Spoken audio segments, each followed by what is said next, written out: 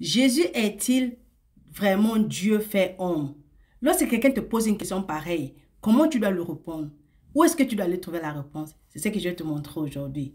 Jean chapitre 1, verset 1 nous dit: au commencement était la parole et la parole était avec Dieu et la parole était Dieu. Le verset 14 et 17 nous disent: et la parole a été faite chair et elle a été parmi nous, pleine de grâce et de vérité. Et nous avons contemplé sa gloire, une gloire comme la gloire du Fils unique venu du Père. Jean lui a rendu témoignage et s'est écrié: c'est celui dont j'ai dit, celui qui vient après moi m'a précédé, car il était avant moi. Et nous avons tous reçu de sa plénitude, et grâce pour grâce, car la loi a été donnée par Moïse. La grâce et la vérité sont venues par Jésus-Christ, qui est la parole de Dieu, qui est Dieu. Jean chapitre 10, verset 30, Jésus nous dit: moi et le Père, nous sommes un.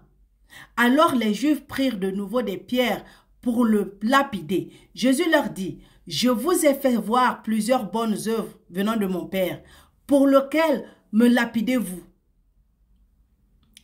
Les Juifs lui répondirent: ce n'est point pour une bonne œuvre que nous te lapidons, mais pour un blasphème, et parce que toi, qui es homme, tu te fais Dieu.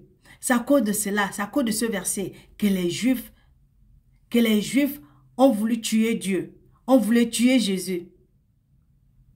Ils ont voulu tuer Jésus parce que Jésus a déclaré qu'il était Dieu.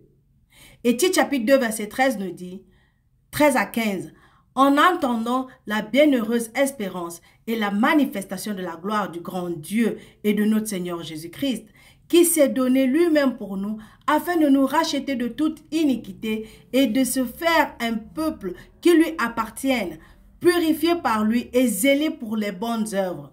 Dis ces choses, exhorte et reprend avec une pleine autorité, que personne ne te méprise. Et toi, crois-tu que Jésus est Dieu fait homme?